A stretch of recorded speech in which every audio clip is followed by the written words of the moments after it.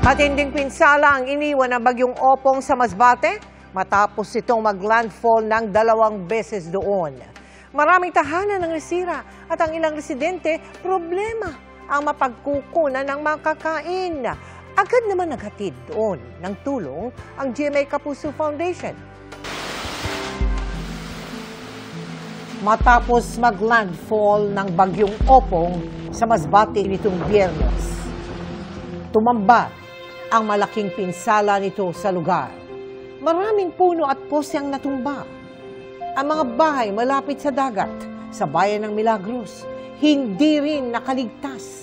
Huwag kayong mag-alala, ang munisipyo ay may kakayahang pambili, kaya lang ang problema namin ang availability po ng mga construction materials. Habang may nakukuha kaming mga supplies, ipagpapatuloy namin ang pagbibigay. Isa sa matinding pinadapa ay ang bahay ng pamilya ni Mary Ann. Pinagtagpi-tagping trapal muna ang nagsisilbi nilang silungan. Wala na kami matirahan. Yung mga kapitbahay namin, yun na lang nagbigay ng tent namin. Yung natira na mga yero, yun ang inaano namin, kinukover. Problema rin niya kung saan kukuha ng pambili ng bigas. Mahina raw kasi ang huli ng isda ng kanyang mister. Yung asawa ko dyan, nagladlad pa sa dagat ng lambat para may ulam kami. Bigas wala. Kasi lahat dito bigas ang problema. Kaya sa ilalim ng Operation Bayanihan ng GMA Kapuso Foundation, sako-sakong relief goods ang isinakay natin sa ating truck para itawid sa Masbate. At nitong linggo, agad tayong nakapaghatid ng tulong sa mahigit 8,000 individual sa bayan ng Milagros, Aroroy at Baleno.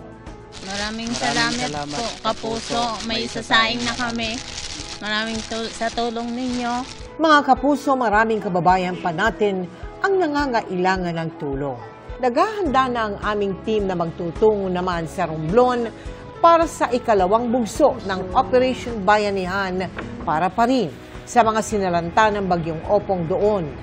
Maghahati din tayo ng tulong sa mga naapektuhan ng lindol sa Cebu. Sa mga nais mag-donate, maaari po kayong magdeposito sa aming mga bank account o magpadala sa Cebuana Luwalier. Pwede ring online via GCash, Shopee, Lazada, Globe Rewards at Metrobank credit cards.